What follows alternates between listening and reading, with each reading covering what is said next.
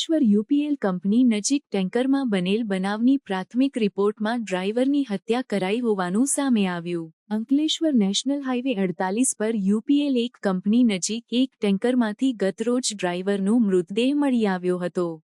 મૃતક ડ્રાઈવરની ઓળખ ઉત્તર પ્રદેશના હોરીલાલ યાદવ તરીકે હતી. વલસાડથી અંકલેશ્વર આવેલા આ ટેન્કરને ચાલકે અંકલેશ્વરથી ભરૂચના સર્વિસ રોડ પર પાર્ક કર્યું હતું. ટેન્કર 24 કલાકથી એક જ સ્થળે ઊભા રહેતા સ્થાનિકોએ પોલીસને જાણ કરી હતી.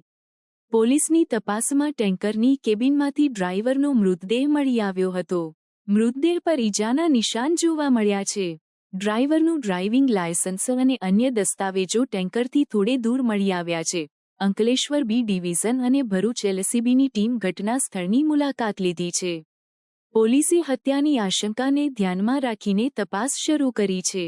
પેનલ પીએમ કરાવતા 12 એપ્રિલના બપોરે કોઈ કારણોસર કોઈ તીક્ષ્ણ હથિયાર વડે ગળાના જમણા ગાલના ભાગે તેમજ જમણી આંખ નીચેના ભાગ તથા પેટના ભાગે જમણી સાઈડ પર ઈજા કરી હત્યા કરી અજાણ્યા ઈસમો ફરાર થઈ ગયો હતો.